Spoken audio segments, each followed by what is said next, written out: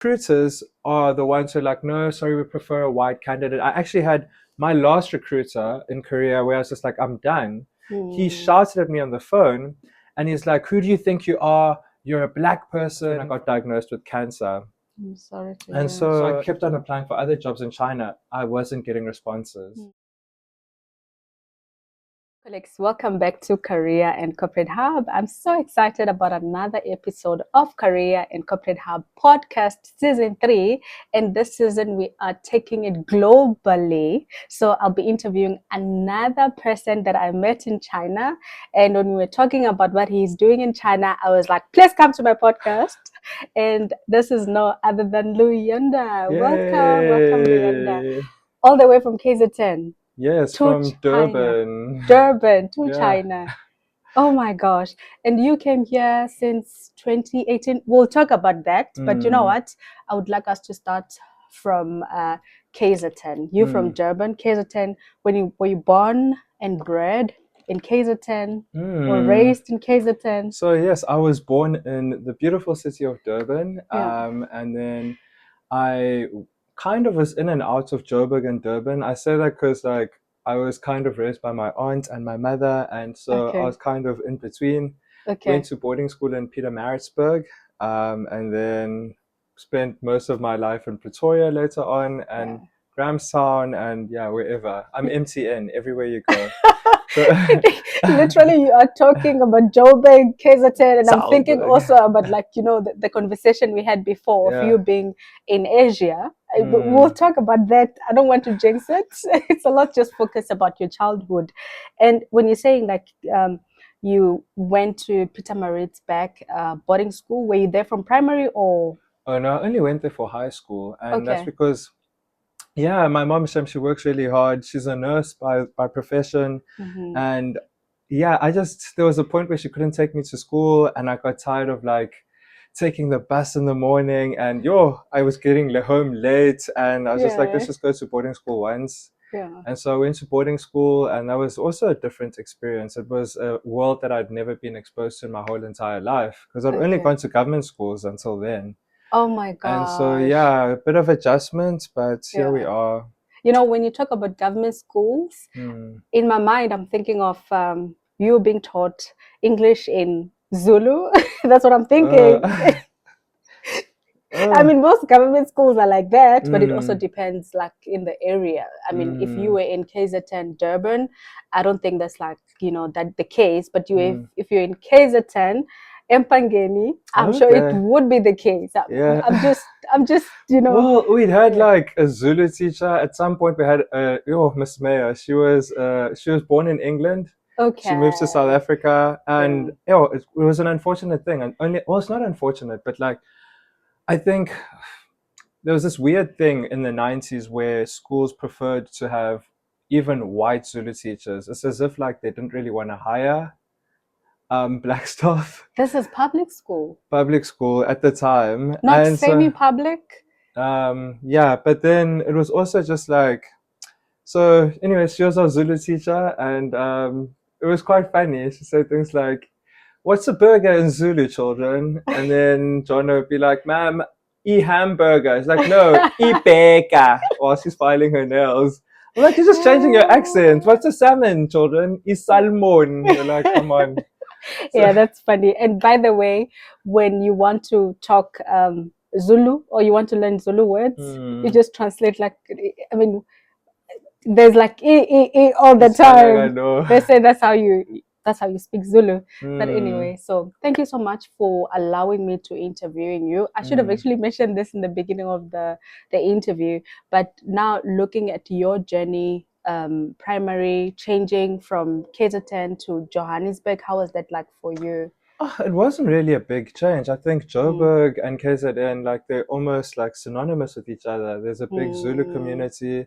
And like even my own household is half Xhosa, half Zulu. Like my grandfather only spoke Xhosa when I was growing up with him. I couldn't tell the difference. Like we watched the news, it's not Boom one day. So it wasn't a big change moving around, I guess. Even going to school, that was a weird thing because I live in the township.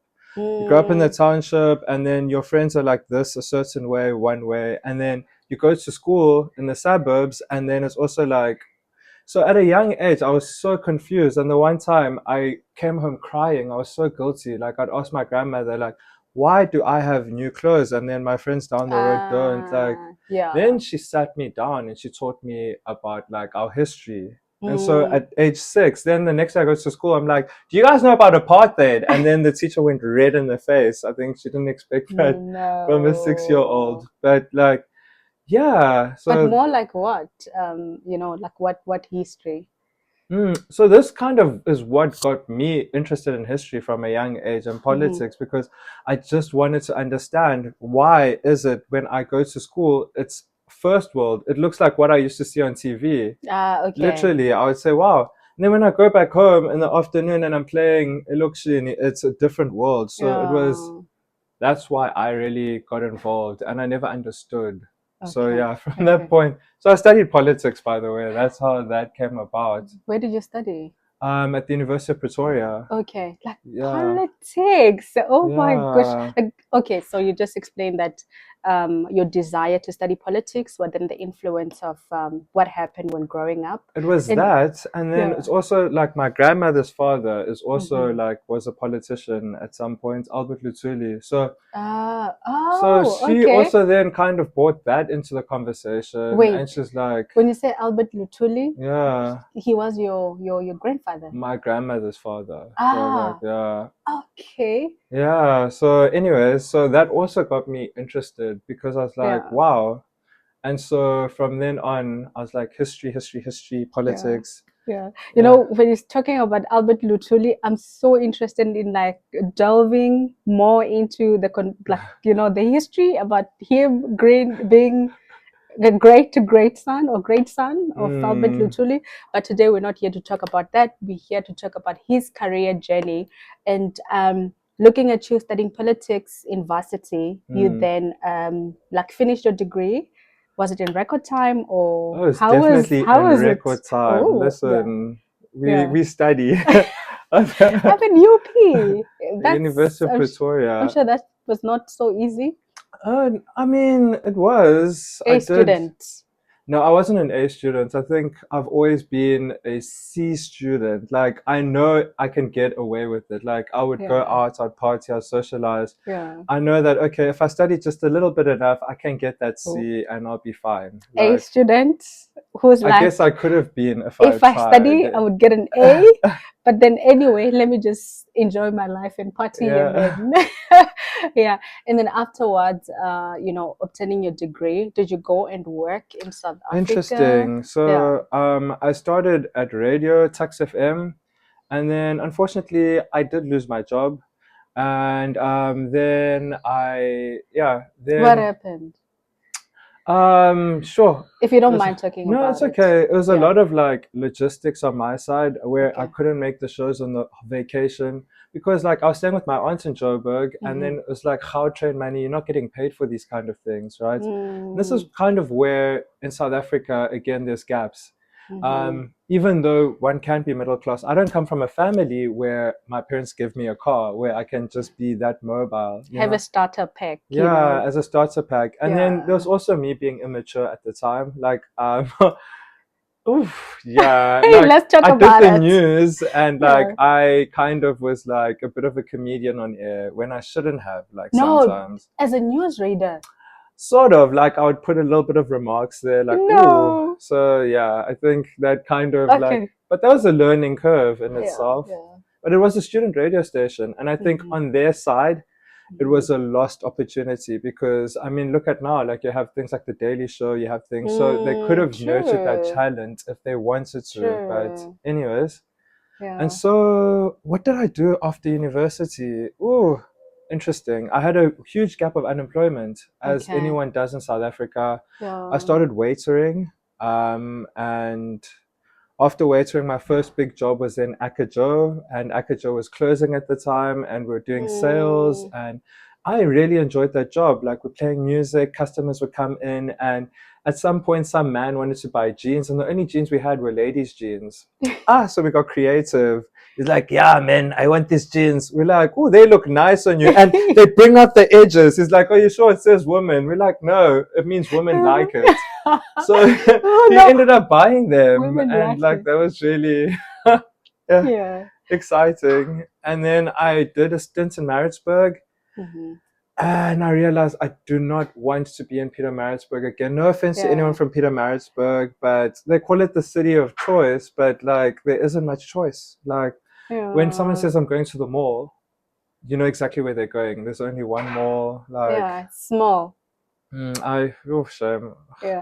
And I mean, looking at you having that gap where you're not using your I don't really want to say using your qualification, because I mean, you're getting skills. However, when you finish school, your expectations were, I've got a degree in political science. Political science. What were your expectations to work, and within that period also? Not what, but where were you expecting to work afterwards with your degree? And then within that period also, what was going through your mind that you're not able to, apply like the knowledge that you learned in class the way you thought you would be able to applying it? Well, working as a waiter was a humbling experience. And again, I did that out of choice because I wasn't getting enough pocket money to my standards. But I mean, my parents were able to supply for me. How much were they giving you if it was not enough to your standard? To be honest, I would have enough money for a few drinks, but not enough money for Uber home, if that makes sense. Okay. Yeah. And then, so anyways, even that I had to be creative, how I would then have to make friends to like spend the night over and then take a taxi the next day because you're saving Uber money. I don't know how I've made it out alive by meeting strangers in Joburg and sleeping in people's couches. But life experience. Yeah, but when I was a waiter, I remember the one time I was waiting for my results, and this black lady comes with her son, and she looks at me, and I can see the whole day like her energy was a bit off. I do my last meal, and she's being very condescending in her behavior. I'm like, okay, whatever. I don't pay attention. And then she says, come here, I just want to make an example. And then she says to her son, look, he might be speaking English like this and that, but look at him now. He's just a waiter. He's never going to make it in life, whatever. You need to work hard. I'm like, the way people make assumptions in life without knowing. At that moment, I get an SMS from the university saying you're going to graduate in like 6 months. Anyway, so it's always in those moments where God shows me like signs. And coming to this job, even in Korea, that's another story for another day. What was your question again? For today, yeah. So the question on the unemployment gap, and how did that make me feel? It was very frustrating because every time as we regret to inform you, we regret to inform you. And so when I was in Maritzburg, I'm like, actually, let me go back to school and apply. And I went to Rhodes then, where I did a PDI, postgraduate diploma in international studies. And at Rhodes was a life-changing experience in so many ways. You understand, going to the University of Pretoria, okay, fine, everything is, the facilities are nice or whatever. It's not to say Rhodes facilities aren't nice, but okay, I didn't really learn much as a human being. Like, materialistically, it was a good university, and then you're in and out, but it doesn't challenge you as a person. Going to Rhodes is very small. Like the town. So going to Rhodes, you're meeting people with different ideologies. And I mean, I studied humanities. Of course, I identify as with liberal identities or whatever. That wasn't an issue for me. But like at Rhodes, you actually deal with these things hands-on. And we had our first anti-rape protest. And that was, wow, a watershed moment for me. I remember because just before that happened, we were flying back to Joburg with one of the girls who later on turned out to Joburg. Okay. And where is that coming from? I'm inspired by Tyler. So, okay. Oh, Tyler. We were flying back, and then this girl said she doesn't like this particular man's name in our res. And I didn't remember because there's 4 of these guys in our race with the same name. The white one at the time was a bit of a racist. Yeah. The black one turned out to be a rapist, and then the colored one, I don't remember his story, but yeah, there were 4 people with this name. And so, okay, fine, I remembered the name, but I thought she was talking about the white guy. I'm like, oh, he's quite snug. She's like, yeah. She started opening up a bit, but like, it didn't hit me what she was talking about. Then, fine, the one day, I was outside Res and like, I was smoking a cigarette. I don't smoke anymore.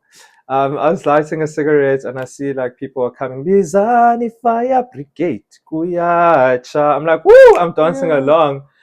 Little did I know that was the start of the Are You reference list, the popular anti-rape protest, and she was the girl in front of that, and the girl, and I was like, oh, it's the girl from the plane, and she was like, yeah, you violated me, and apparently this guy was well known. The girl from the plane, the one, the recent incident in, I think, SFA. Oh no, this is different thing. Okay. Okay. When you said the girl from the plane, no, we were flying together back home. Okay. But then, yes, so this guy was well known in the legal department. He was well known at Res. He had all these high positions, and he got protected by the university. And she was like, you did this and this to me. And apparently you'd sit behind these girls in the lecture halls and say, no one will believe you. No one will believe you. And girls would just leave Rhodes and no one would know why.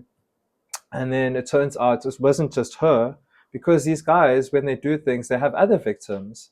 And it turns out he had other multiple victims. And like, you'd see people breaking down, crying. I'd never seen that in my whole entire life. Only to know that in a country like South Africa, only 2% of, I don't know, what do they say? People get convicted. And like, it's crazy to read Twitter and people say, oh, what if they're lying? I don't think anyone would put themselves in that position to lie about something like that. So anyways, like I said, Rhodes was an eye-opener. Yeah. Ooh. Yeah.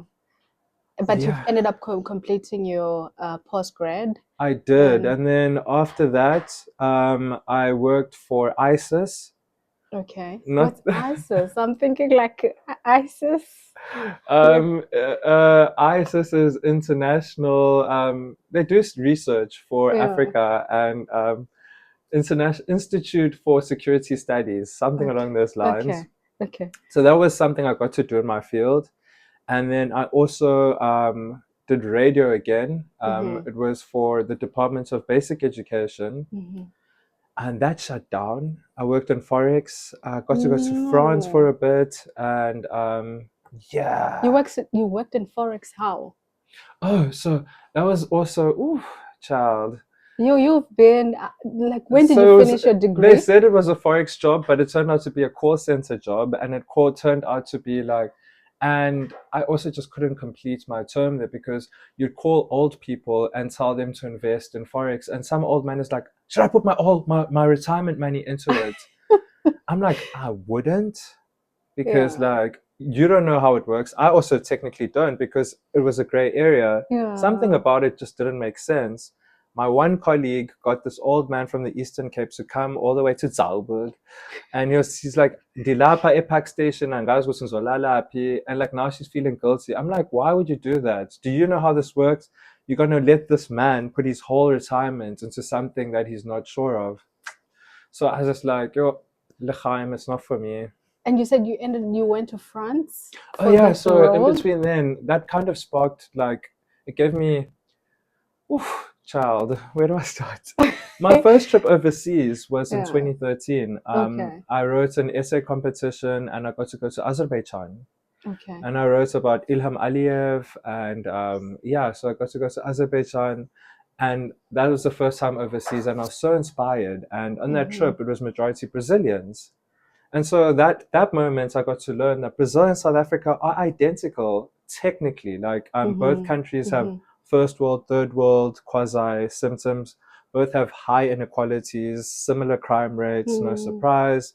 The only difference would be maybe just like language and culture to a certain extent. Yeah.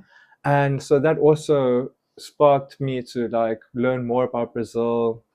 and just wanted to go overseas and go overseas. The next year we got to go overseas again with the choir, university choir, and we won. That was exciting. And then I was like, okay, I was always looking forward to my next overseas trip. So I applied to this thing to go to the Council of Europe. And that was an eye-opener. I got to sit next to the lady who was once running for Prime Minister of Luxembourg, and she was investigating FIFA. And so that sparked something in me. Yeah. And so when, after all this remorse happened and I lost my job again, I had a break in 2017. This is after I had left Rhodes. And I was like, I don't know what I'm going to do with my life. And my friend Adrian is like, hey, I'm teaching English in China. Don't you want to apply? Okay, his Afrikaans accent's not like that. So I was like, okay, let me apply. And still nothing showed up. And then so they you're called applying me. with your postgrad or your undergrad degree? I think I was, postgrad sort of. Okay. And so at that moment in time, I'm like, you know what? I've done it all. I was unemployed the first time I went to school. I'm unemployed again. And that second time of unemployment hurts even more, because it was the first time in my life where I joined Fees Must Fall thinking that, my parents are going to pay for it, blah, blah, blah. So I come from a household where my mom and my dad are not together. And so my mom definitely did her part. And my father's way more well off than my mom, I think. But you never know. People have their own things. He has other kids to look after. And so I got a scholarship to go to Sweden to do my master's. And little did I know, so I was like, why can't I get my results? My results aren't showing. Only to know that like my tuition wasn't paid for. And that was the one part where my father sort of agreed that he was going to pay for my 1 year. But he didn't pay. Well, it got paid for last year, thankfully. Last year. So bye-bye scholarship. And my aunt was kind enough to actually pay for that. Okay. So, and like that's my aunt who lives in Joburg, and so she kind of raised me. Okay. And it did make you resent your father? No, to be honest, like, people go through things, like, I'm grateful that I got my tuition paid for, like, it's material things, really. Yeah. And now let's talk about back to China. Yes. Anyways, it's 2017 now. Yeah. And I'm like, a second round of unemployment, not again. Eye roll. But you know what? Before we talk about China, you with a degree in political science, what were your expectations in terms of employment? Like, where did you see yourself working? For an example, I studied mechanical, and the first thing that came to my mind was, I'm going to work as a mechanical engineer or a mechanical engineering technologist. But what were your expectations with it's that very degree? Interesting. So I initially thought, like, there's a lot of embassies in Pretoria. Do you know that Pretoria has the second most embassies in the world after Washington? And technically it's because most countries will just have one mission for Africa. So they put it in Pretoria. So I was like, I will definitely find a job somewhere. All the other colleagues, all the other people before us do some certain things at the embassy.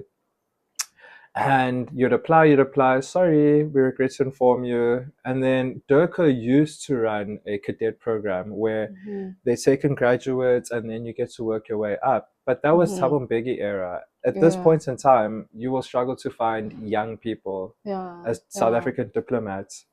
But maybe things will change. So that's where I was intending to go. And then if not then, I did manage to go into like the fourth round of interview.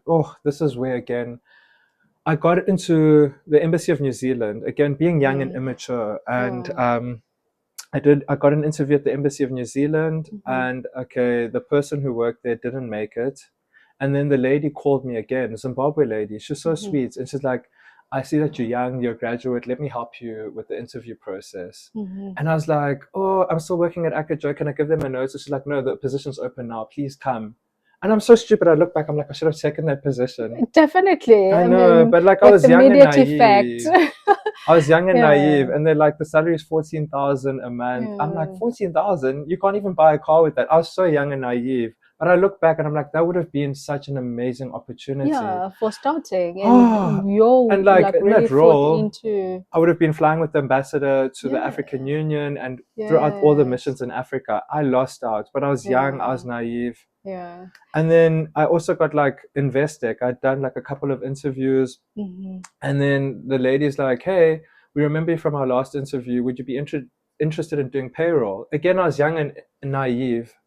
And I was like, oh, I studied politics. I don't want, what am I going to do with payroll? But if I could go back. I'd rather stay in retail.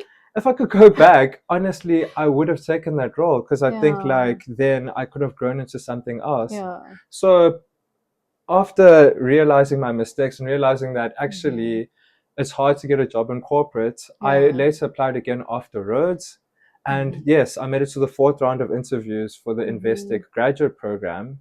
And so I'm like, oh, I'm in. They're taking my fingerprints. The 4th round of interviews, it was a black lady and an Indian lady. The lady looks at me, she's like, threads. I'm like, okay. But understand, Investec is a company where like you see people like white ladies with blue hair or whatever. So I'm like, okay. I get there, we sit down, and then she looks at me, and throughout the interview, she seems not bothered. So I'm like, okay, I'm just going to do this. I'm going to introduce myself passionately. And then she answers a phone call throughout the interview. She's like, keep talking. Oh my gosh, and then that's unprofessional. The Indian lady sitting there was just like, and so she tried to ask me questions and looked engaged. Then this lady takes a cup of tea and she goes like this. And she's like, oh, I'm so sorry, pass your CV. And she wipes the table. I will never forget that. I'm sorry. Yo, that kind of, it hurt, but like I was a bit naive again. I was like, oh, you know, accidents happen. I told my mom and she's like, what? She's like, be grateful. Imagine working for someone like that. Anyway, so that also, I've forever since I was like, oh, actually, I do want to work in corporate one day. I know I lost my chances, but like, so but here you are. Yeah. So yeah. Anyways, China. Then Adrian hits us up and like I'd finished all my stints of like unemployment again. And then Adrian's like, just apply. So I applied for this job in China and was the only one replying. I was like, okay, let me get my documents ready. I come to China. Documents, he meant police clearance and qualification declaration. Yeah. It was so quick then in 2018. Yeah. And so I arrived here in 2018 and I really enjoyed being in Beijing at the time. Yeah. And it's just my job was kind of toxic. Teaching. Yeah, I was teaching. And were you teaching in private school or public school or international? Center. Okay. It was a training center. At the time, I guess also me being very young-hearted and like thinking, oh, I'm overseas and it's an actual job. But like I always do my jobs professionally to the best of my ability. But I just didn't see eye to eye with my manager at the time. And I was excited again as a black man. I was like, what? My first boss in Asia. We just, at the time, I think we misunderstood each other because we're friends now and we speak about it and we're like, we misunderstood each other. Yeah. And that's what happens in a lot of workplaces where you know, a lot of clashes or conflicts are caused by misunderstanding. So I'm glad that you to be honest, I also didn't understand the pressure he was under. You know, we often think that, oh, blah, blah, blah, but they face so much pressure as well, you know, so I never understood that. So training center, what are you doing in training center? Training center kids come in to study English in their holidays or on the weekends. So again, I think I hated that part. Like we'd work on Saturdays and Sundays. Applying from South Africa, you're like, oh, I don't know anyone in China. That's fine, I'll work Saturdays. You move to China, you make friends and it becomes a community. Guess what? People are going on holidays on Saturdays and Sundays. People are partying on Saturdays. So you start missing out on those things. Anyways, the problem also with this particular company is that it was the lowest paying job in China. But like when you look at it in rands, how much is it? Yeah. When you look at it in rands, you're like, wow, it's a lot of money. But coming here, you're like, actually, it's not. And then the work hours were long. At some point on the holidays, we're working 6 days a week. And then you have the shortest vacations ever when everyone has 2 months off and they're earning twice as much as you. So I was like, you know what? I need to get out. But how much was that? At the time, after deductions, it was I think it was like after tax, you'd be left with like 10,000. Okay, yeah. And then that was in 2018. 18. Okay. And then I miscalculated after rent. I was like, I got an expensive place. I was silly. It was about like 6,000.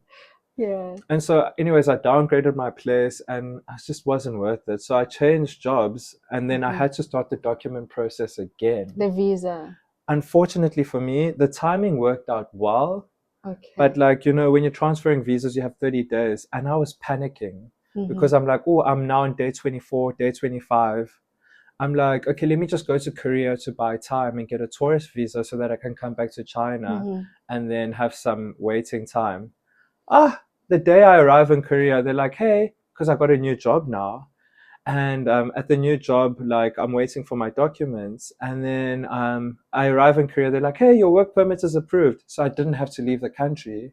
So that was you, in 2018. Like you were applying for another job in Korea. Oh no, in China. So I left that job. Okay. I got a new job, and in that waiting period, I was waiting for my documents. And I'm like, oh, let me not risk it, because if I'm on day 0 and I'm stuck in China, like, then I'm violating my visa. Yeah. So I'm like, let me just go to Korea, get a tourist visa, and come back and wait it out as a tourist. When I arrive in Korea, I get a message, hey, your work permit was approved. I'm like, oh, that's exciting. But like, now I'm stuck in Korea and I can't come back to China. Whereas if I was just stayed in China an extra day, I wouldn't have to, like, you know, because it takes time to convert your work permit into a visa. Okay. It takes like 4 weeks. Okay. And so now I'm stuck in Korea, and then the Chinese school was panicking, and they're like, listen, we're not going to pay you until you come back. So they thought that was a bait. But I'm South African. I'm like, you're not paying me? I don't trust you. I'm like, you know what? And I'd ran out of money. So I'm like, L'chaim, let me go back to South Africa. And so I couldn't get a new job in Beijing because of the work permit. And they weren't going to give up the work permit. And the new school, the other school that I found was like, you can work on a tourist visa. I'm like, that's not happening. I'm sorry, it's not. And I heard that's what some schools do. And Clankety clank. It's not legal. It's not. I would never advise. Yeah, you don't want to mess with it if you. Those things follow you around for life. Like, so I'm like, okay. Since I went to Korea, I spent like 2 weeks. I went back to Korea. Ironically, the next job I got. This is now 2019. So you spent 6 months in China in your job in the training center. Yeah. And then now you went back to South Africa. Then I spent like a month in South Africa, and I'm like, actually, I miss Asia. Yeah. So it's in a weird way, the school paid me, so I was back in South Africa in time for December. Oh, it was nice. But which school now?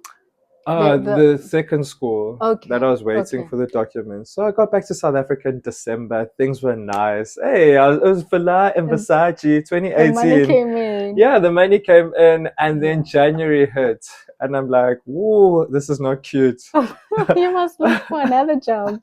I'm like, let me apply. And that's when I applied for this job in China. And they're like, tourist visa, we can't do anything. I'm like, I'm not working on a tourist visa. Let me go to Korea. I was just there 4 weeks ago. And so starts my journey in South Korea. And how was it?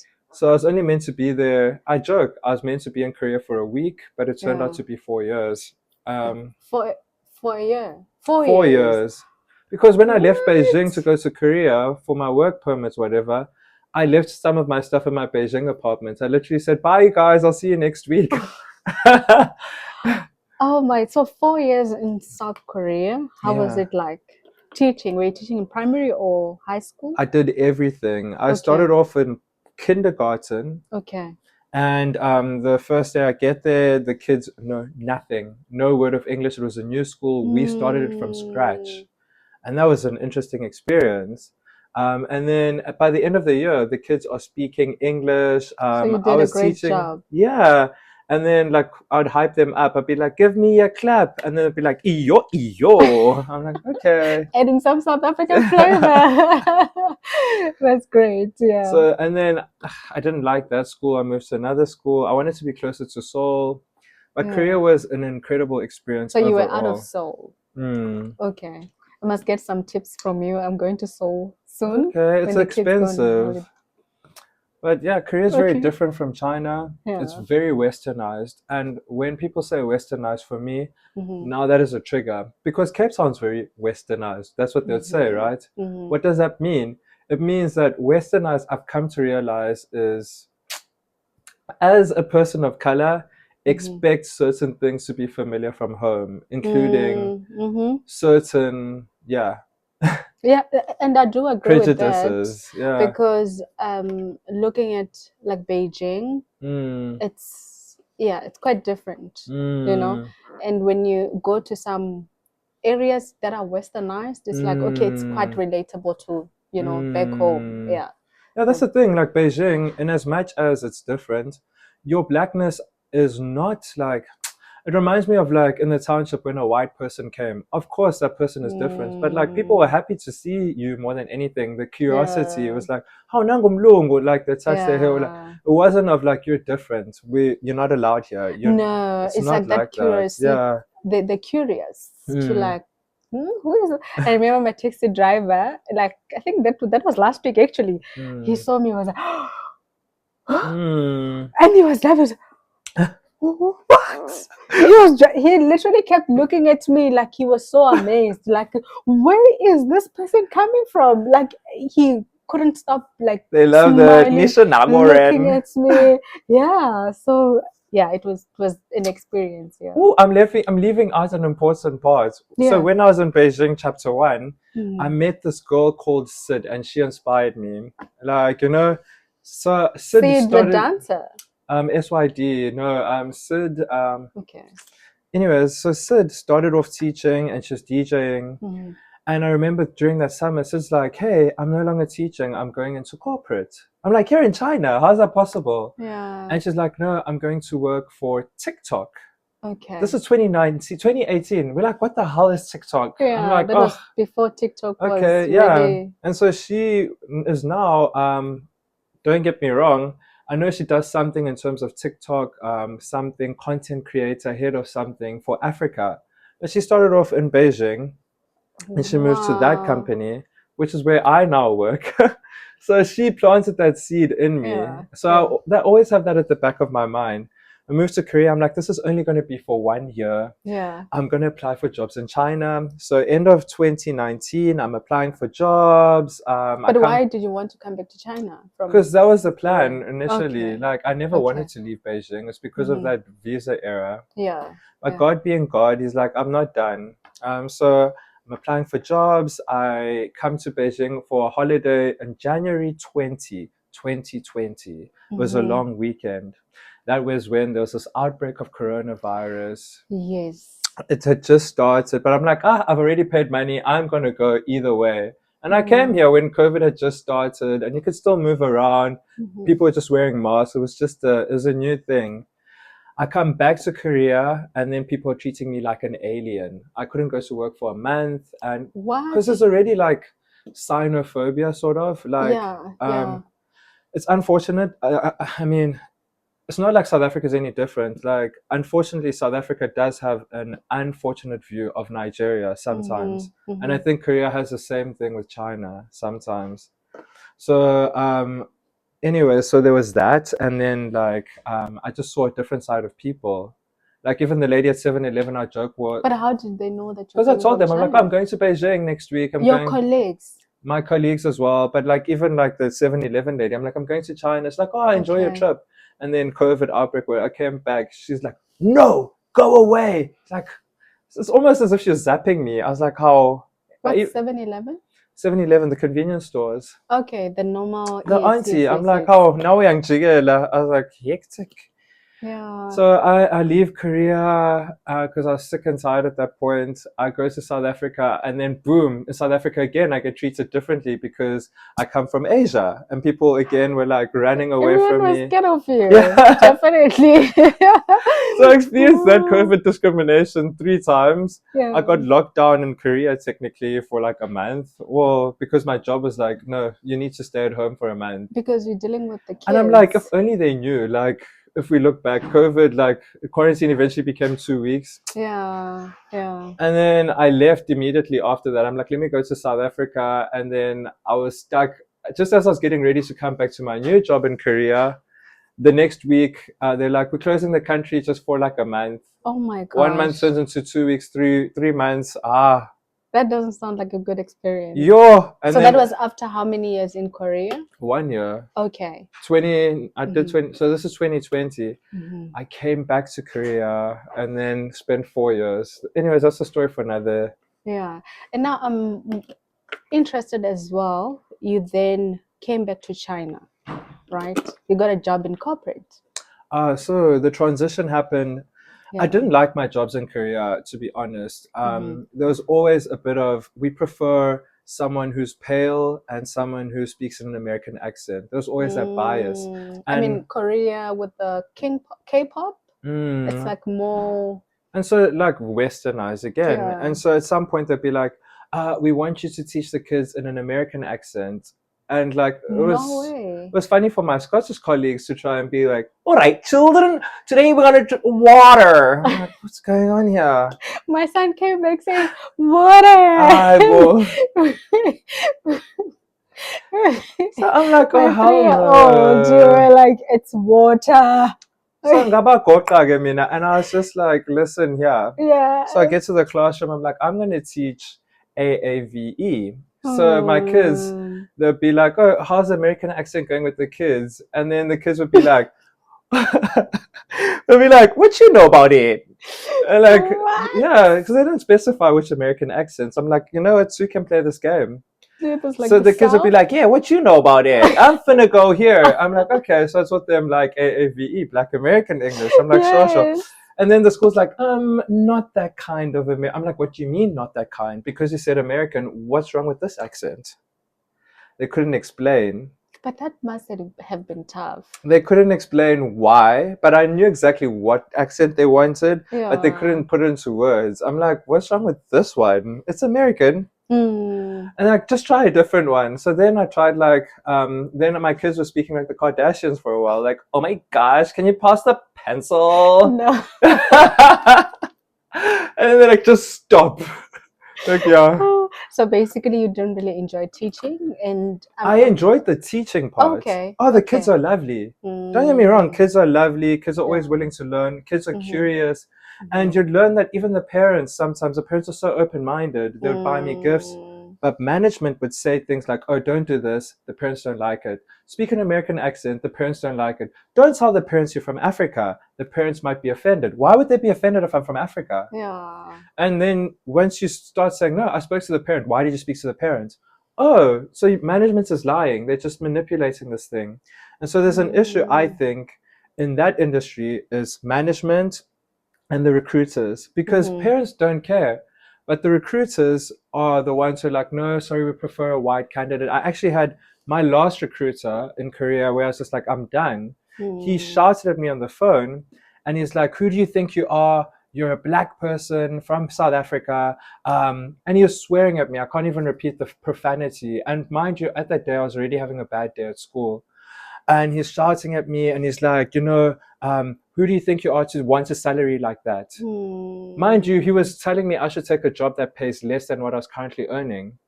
And I'm like, that salary is less than, you know, he's like, no, I would pay a white girl the salary that you're from America. I'm like, now you making it racial. And he's like, I'm not racist. I can't be racist. I'm Korean. How? But it's just cultural difference. Whenever I hear cultural difference. And he was swearing at me. And I go in the Facebook groups and it's like, oh, it's a trend. The same recruiter. I've got screenshots. Like, anyways. I'm sorry to hear. Yeah, so we're dealing with recruiters like that. Yeah. We're dealing with the one school that gave me so much anxiety every Sunday. Like, the way that man used to torture us, like, it wasn't even like, he wanted to control every aspect of our lives. So it's an open planned room. And whilst you're teaching, he will come over and say, no, you're doing this wrong. Okay, so you try something else. I'm like, oh, you're just looking for things to just say I'm doing something wrong at this point. And it like humiliate you in front of the children, or like whilst you're trying to teach on Zoom during training, he would be here like shouting at you. He's like, hey, but why aren't you doing this? Why aren't you doing? I'm like, how am I supposed to concentrate and do my job whilst you're in my ear? Yeah. And I look back, I'm like, he was doing that on purpose. Why are you going out of your way to make my life horrible? Yeah. And like they do things like call you on a Sunday and like ask you for things. And I'm like, actually, this is bullying. It took a toll on my body. It took a toll on my body, and I started feeling some form of lump in my body, and I didn't pay attention to it, only to find out it turned out to be cancer. No. And so I got diagnosed with cancer later on in my stay in Korea. Yeah. And I'm not a person who knows how to cry. I'm not a person to explain, but like they do say, stress related stuff can lead to that, apparently. I do smoke, by the way, but like I do think the way I had anxiety every Sunday, like, you couldn't even walk. And so, anyways, I moved to another job, and then that's when. And what type of cancer? Oh, I'd rather not say. It's a bit embarrassing. But I'm cured now. Anyways, so then, because of language barrier, you go to one doctor, you go to another doctor, and then they'll be like, try this place. I'm like, eventually, like, you get tired. So, anyways, I'm glad I didn't go to the doctor the first time, because that last school that I was at, I'm like, why am I paying so much for medical insurance? I was paying about my 4,000 a month, when before I was paying 50 rand. Like, something's not adding up. Only to find out that they registered me as an independent contractor just for tax reasons, and they weren't paying for my medical insurance or whatever, but they were doing shady stuff. How does the medical insurance work for? They have NHI, for teaching, national. for example.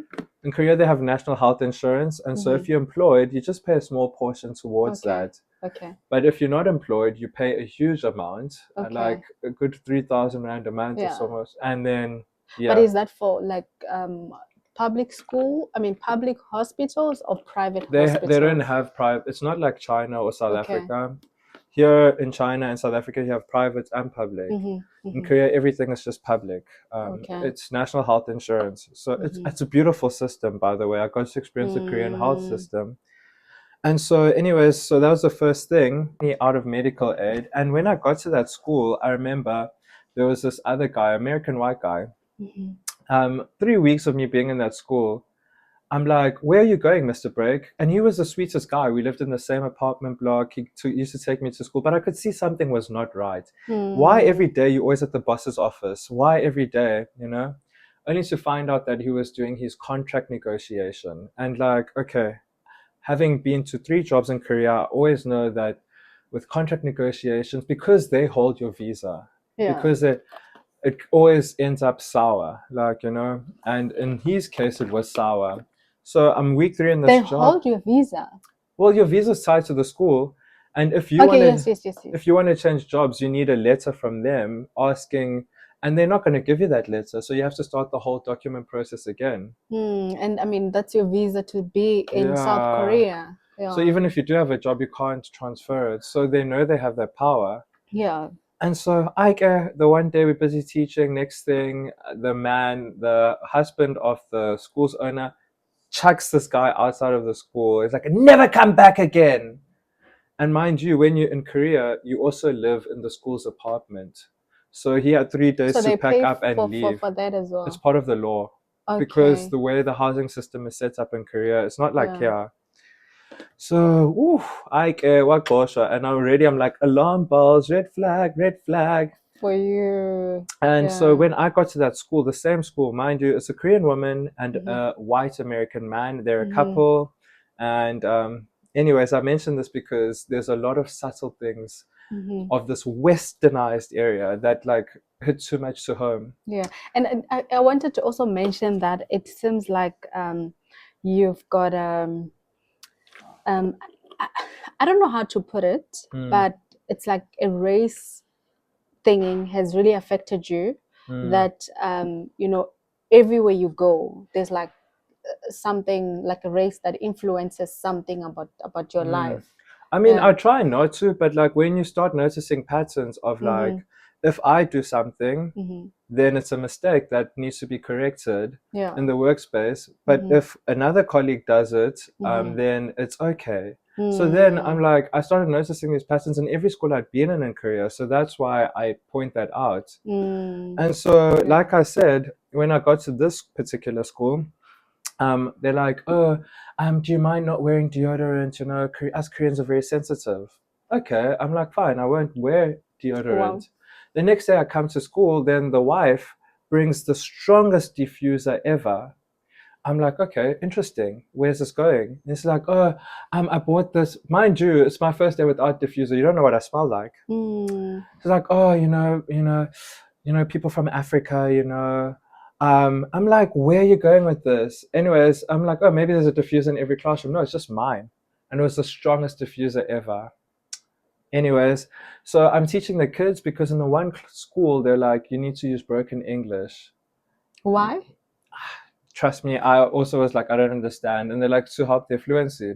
So I'm like, okay, if that school prefers it, let me try it here. She goes to her husband. She's like, I don't think he can speak English. He's black and he's from South Africa. So I bring up the racing because they bring it up, right? And so he brings me aside. I'm like, but you interviewed me, how I talk. He's like, yeah, but it's just a cultural difference thing. They're Korean and you know how they think of Africa. But my wife thinks she can't speak English. She can't even speak English to save her life. Okay, she does. She can speak English, but you can tell, Woodsy, there's gaps. Anyway, so that happens, and amongst a lot of microaggressions, when something goes missing in that academy, they wouldn't check anywhere else. They'd be like, "Have you seen this, Mr. Lu?" Were you the only South African in the school? Okay, so this is where it also gets more interesting. Before me, they had South Africans, but it was from my understanding, Afrikaner white South Africans, which isn't an issue. But the things that they would say, it's almost as if they had picked a side. So the one time they're speaking about how badly Japan oppressed Korea, and I'm like, I can relate because we had apartheid in South Africa. Then they go quiet. They're like, it's not the same. I'm like, what do you mean it's not the same? Like, no, what you guys are doing in South Africa is terrible. There's a reverse apartheid. There's a genocide. You guys put white people in shacks. I'm like, wow, clearly there is this misinformation that's being spread, and it's not the first time that had happened. It happened even at the previous school before that. I'm like, why do people do that? Why are you lying, first of all? What are you trying to get out of that? But why are they hiring South Africans then if Desperate they've got times. this? Yeah. And so I'm like, what do you mean? And then even then the lady asked me, she's like, do you have any white friends in South Africa? I'm like, what do you mean? I went to multiracial schools. Yeah, I do. What an odd question. It's like, wow, you must be open-minded. What do you mean I must be open-minded? And so when I connect that and that, I'm like, oh, even in this situation, you just think that black people are the violent ones in South Africa. I'm like, wow, please get me out of this job. But the irony of that school is they had a huge Martin Luther King poster. Oh, because the husband's American. Okay. But the more he talks, the more he unveils the opposite of that. So I'm like, this is just a plaster. So anyways, I bring that up because it adds, anyways, yeah. I mean, that's your experience in working outside of your home country, or South Africa rather. I mean, looking at how working outside of South Africa, everyone is all excited, greener pastures, but we don't look at all this cons or negative things that a lot of people go through. And I'm also interested to know how you overcame all of that experience. So there's a black teacher also at the school, but she's from England, and every time they bring up, oh, but she's Ghanaian, but she's never been to Ghana in her life. She's like 3rd or 4th generation from the UK. Anyways, so her grandmother her grandmother was diagnosed with cancer and her grandmother was sick. And they asked her to renew the contract. They were happy. And she's like, my grandmother's sick. She raised me. And can I go home and see her before she passes away? And they're like, sure, 5 days. How? 5 days? It's takes 2 days to fly to England and back. So then she asked, can I just have 2 weeks? The mother had to ask. We were all called in one by one. I said the name. I shouldn't have said the name. Anyways, we'll cut it out. Yeah. They're like, colleague Miss blah blah blah is being selfish. How dare she wants to go to the UK for 2 weeks? My father has COVID here in Korea. How dare she wants to go see? People die all the time. People die all the time. I mean, I'm like, how? But we must feel sorry for your father.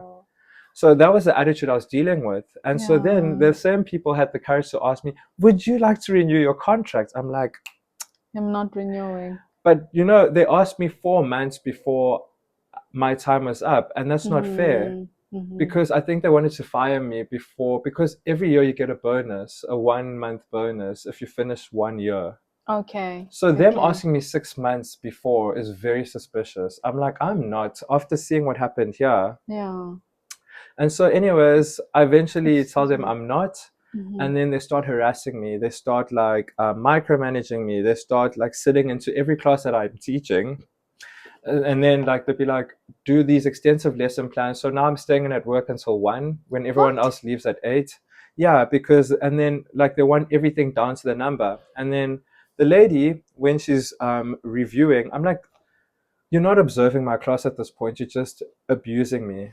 She'd be like, Mm. sorry, it said here in your lesson plan that at 4 minutes 50, you would be on page 5, but you're still on page 4. I'm like, well, I was answering this kid's question. You should have put that in the lesson plan. I'm like, now you're being an idiot. That's when I get a message from this company that I'm working, ByteDance, and they're like, would you be Mm-hmm. interested in a job at ByteDance? I'm like, look at God.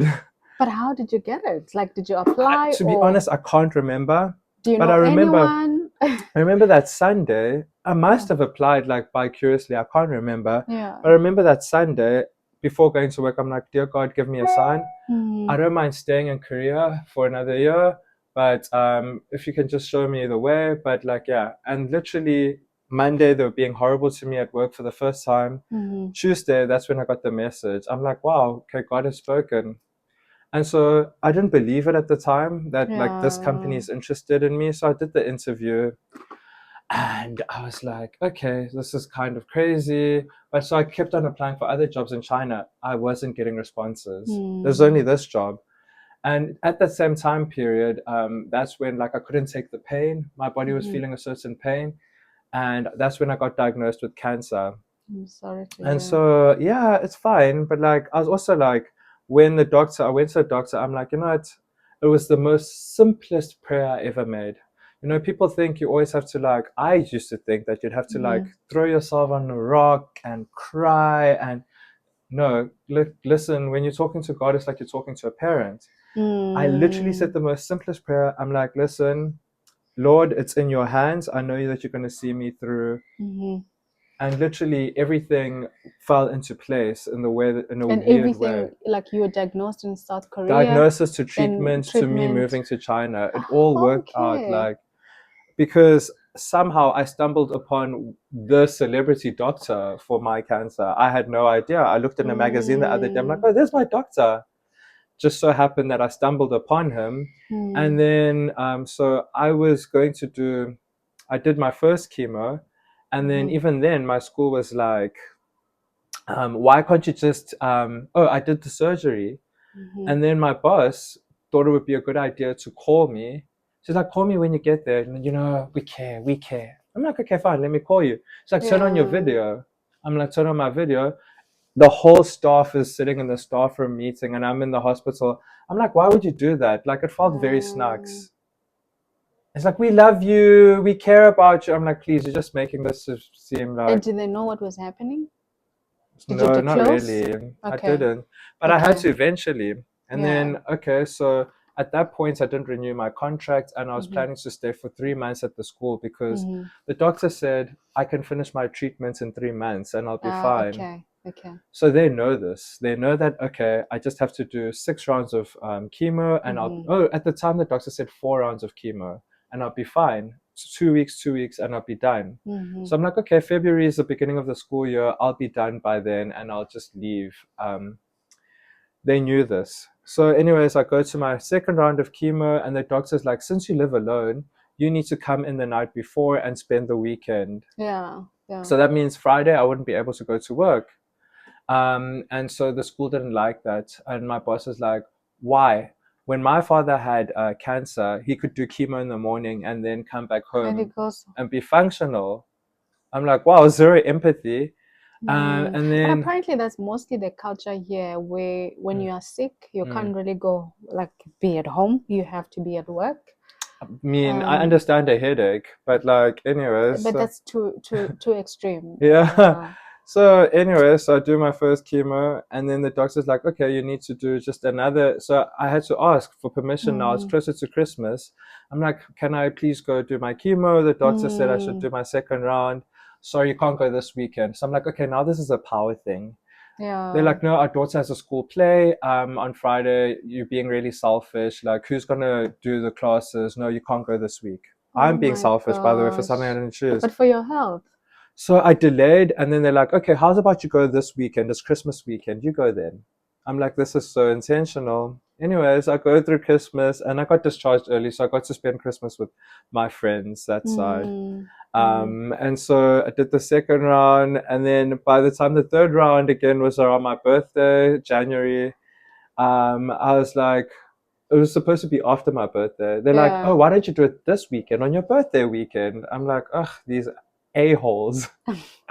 But I mean, you managed to have your So birthday. yeah, I And got to leave that school and they took money yeah, away from me. So my bonus that I was supposed to get for finishing a you year, didn't get. they found ways to take money away from me. Anyways, I bring in the whole Mm. race thing because now, as I was leaving, there's a white girl or Indian girl from America, Mm. and she was like, "Oh, I'd really like to go to America. I want to be with my father. Mm. What's wrong with your father?" She didn't say.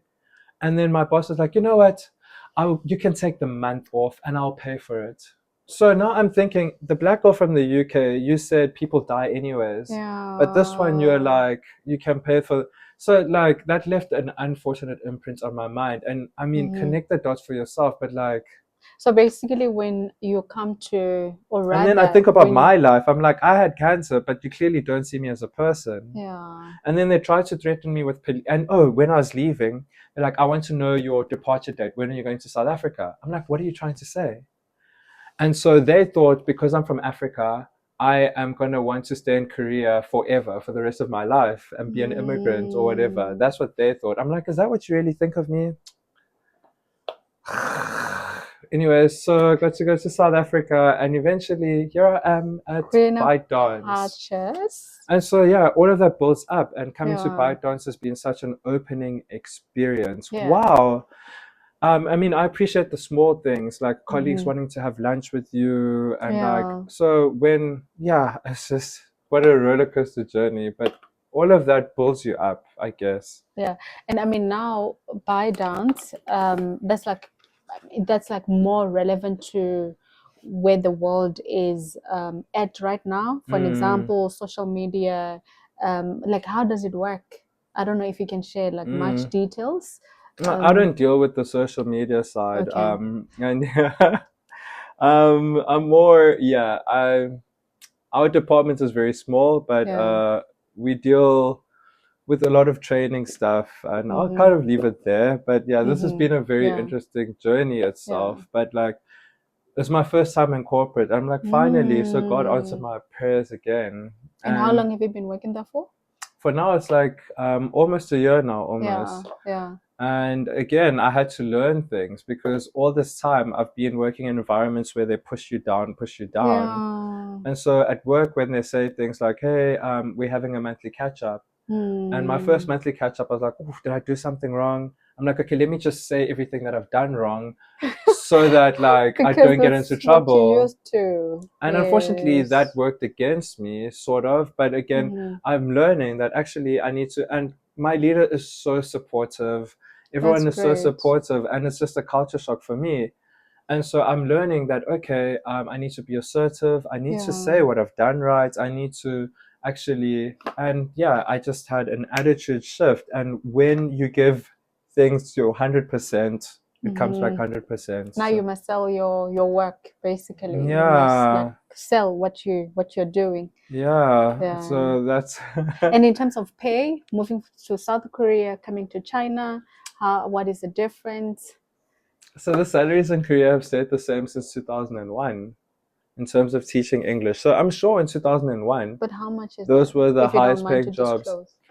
There's actually a cap. So I think it's about 14,000 RMB.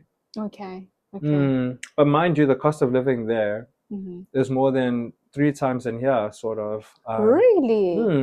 Like for a simple thing like coffee, a sandwich, and maybe Doritos, I'll spend Yeah. 100 RMB a day That at is work. expensive. I mean, here you can Yeah. spend like for lunch, there's just I know here it's really 20 cheap. something R&B.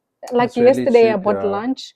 I saw it was 20 something RMB, and I was buying online. Then I thought it would be very small. Yeah. And then I bought like 2. And then when it came, it was quite a lot.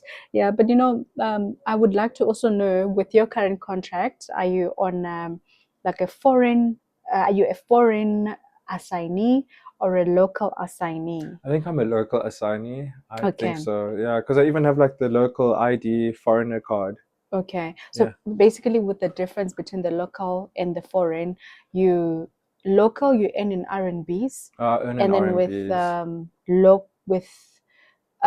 foreign, Mm. you can take money back to your country. Like the Mm. company can pay you to your country, Oh, which is like nice. in China, it's not possible if you are Mm. working for the like Chinese companies. Mm. Like for an example, the teachers, I think they're not able to get paid in, although like the currency that your salary is Mm. based on is RMBs. Mm. However, you can't send it back home. Even like transfer with the South African bank, or I That's mean so to South Africa, or convenient. any. That's one thing that a lot of people don't talk about. But yeah, that's basically the difference. That when you are then a foreign assignee, you can send money to your like home country. You can pay pension funds. Are you able to do that as well?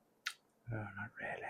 How does it work? Tell me. I'm quite interested also that, money is great, but you're not investing for the future, I must say, No, in a so way. I do invest, Okay. but I have a tax-free savings account that Okay. I'm working on. But I'm just trying to save. Here's another thing, and we all learn. I'm trying to get to a point where I can like put a deposit for an apartment because I've never ever had something like that. That's So good. that's what I'm hopefully, fingers crossed. But yeah, in terms of that, that's what I'm doing for now. But yeah, so this is quite interesting. So you get your RMBs, and let's say you bank with Rand Merchant Bank. So your RMB to RMB. I'm kidding, Rand Merchant Bank. But Come on. I was about to break it down. Yeah, no, basically your company will like pay to your home country's bank. Yes, if you are then here as a foreign or international expat. Yeah. Yeah, and I think it has more benefits as well, that they pay for your housing, they pay for everything basically.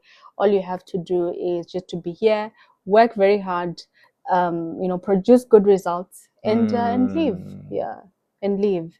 Hashem, before anyone feels sorry for me, like I was declared clear of cancer, like Yes. just as I got to China. Like I said, it's God's timing.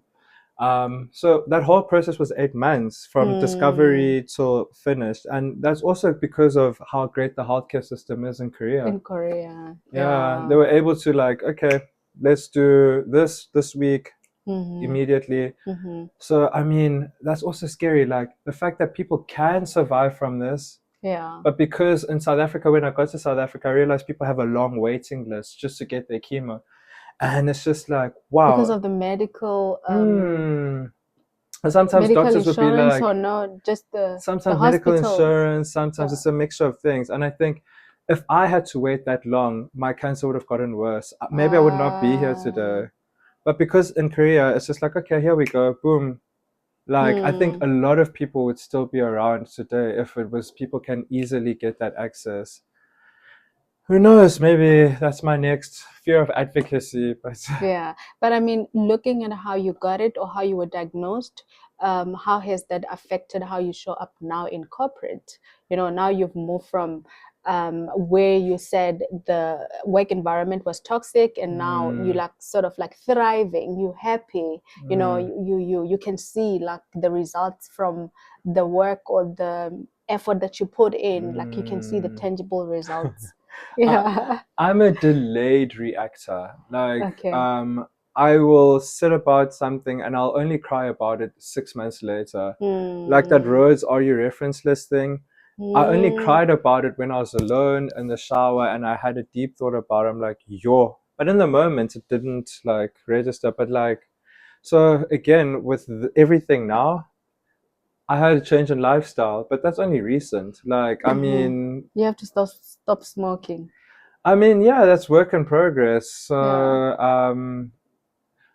On and off, but it's work in progress. And then obviously now I'm starting to gym, but like the reason I started gymming was because when you like stop smoking or reduce your smoking, you get a belly, you get fatter. So that's why I started gymming. And then because I'm gymming and I want to see the results, I had to like reduce my alcohol intake. And because of my alcohol reduction, I'm like, oh, I've got extra money. Let me save and invest. It's crazy.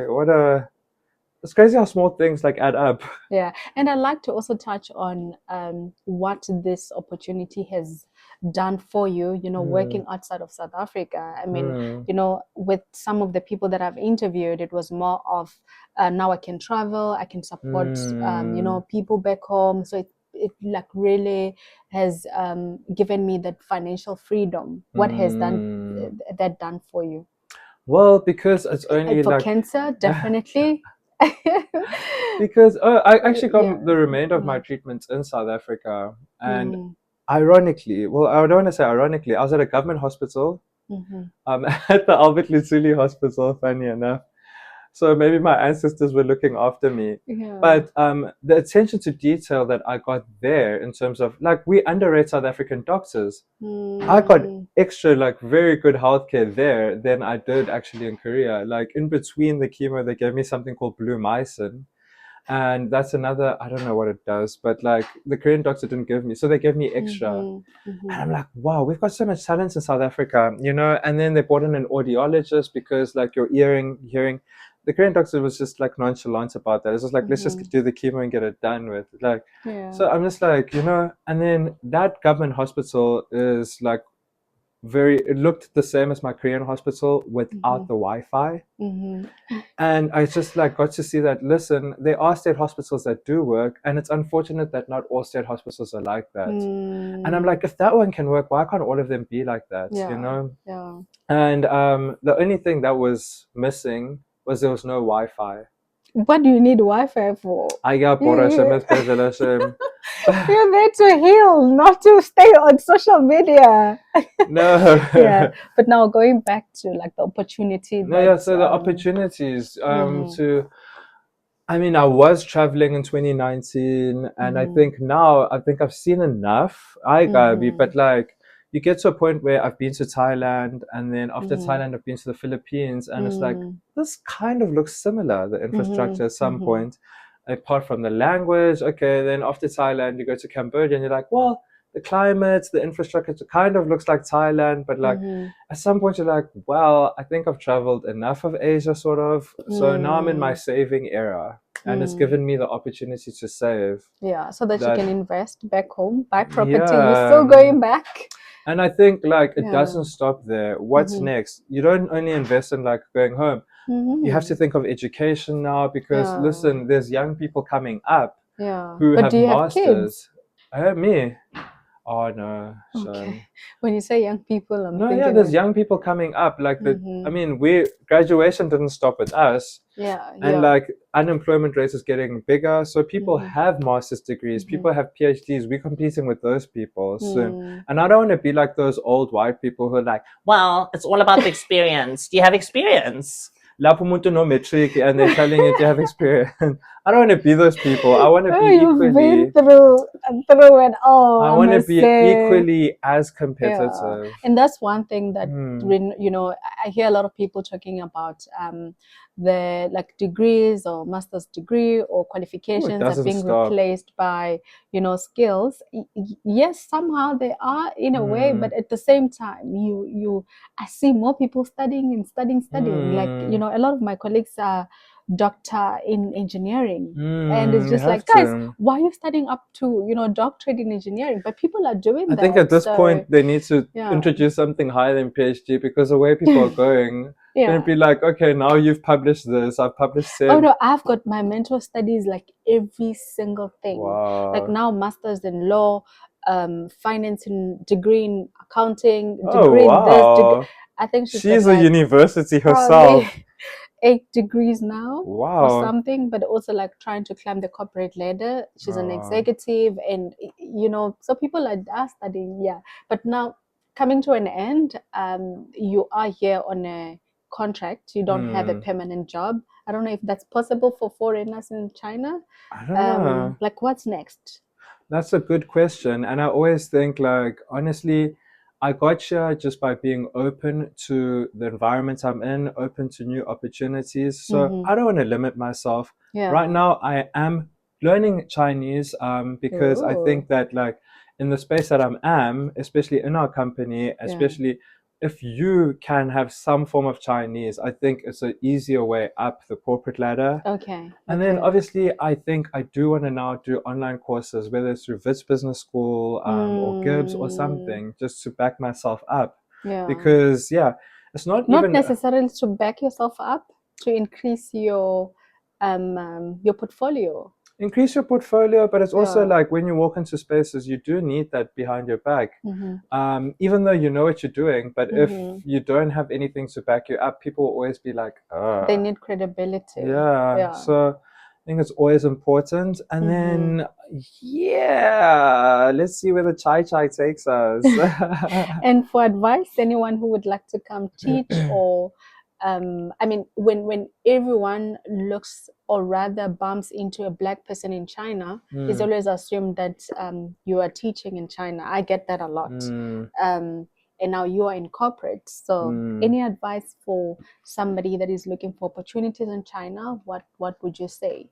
I honestly say be open to anything. And like, if you can learn Mandarin, you can actually learn courses on YouTube. And like, there's no harm in learning a new language.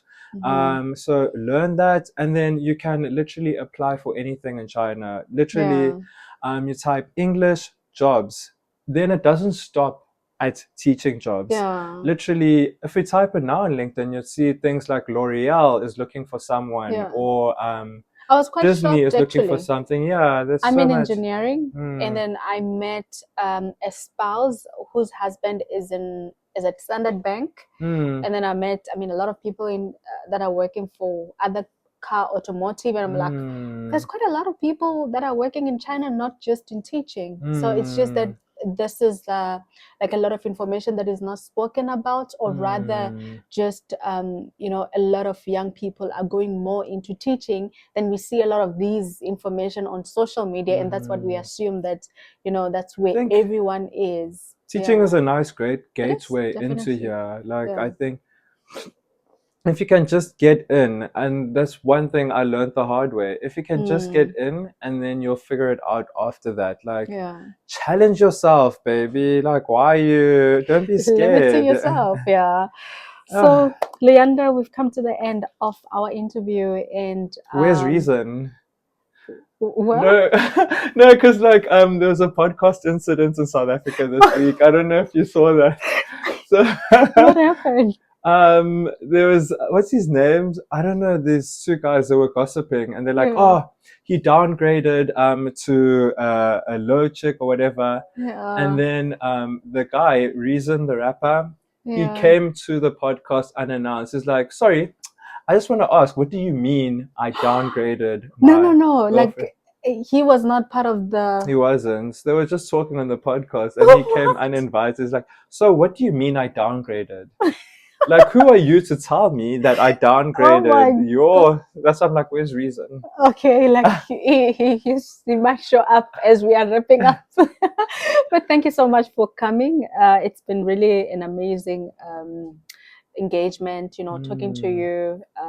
Every single time I meet anyone into this podcast, I learn a lot, you know. And today I learned a lot about South Korea.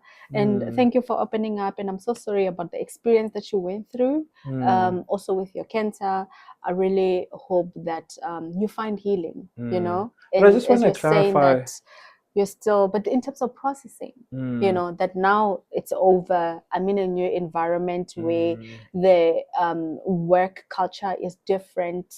Embrace it. And once you embrace that, it will definitely...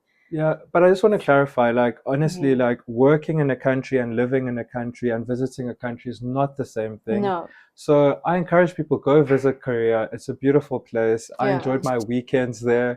It's just, like I said, the work for me. Your experience was different. The work experience. But I know to separate work from, because on the weekends, like I said, I had a lot of beautiful Korean friends, lovely friends who are helpful and willing to learn and open-minded. I need to emphasize that. Like, I don't want people to think that, no, it was just in the work environment where I saw people being horrible. So that's just work environment. I mean, it happens everywhere. I can also say, like with my work environment, you hear some people saying that they're struggling with certain things, but for me, it like could be smooth sailing. So definitely, it also goes with person to person and personalities as well. I do talk a lot about personalities in, my master class, that some people are red, green, yellow, blue, and now personalities clash and you don't understand where the clashes are coming from. And it's just personalities. So thank you so much. Oh, 네, 감사합니다. That's thank you in Korean. Oh, 谢谢.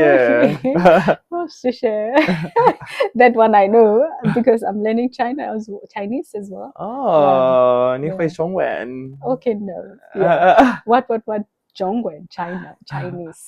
Yeah, I'm learning Chinese. Yeah. So thank you so much for joining in, and we'll chat again. Bye bye. Be kind and gentle.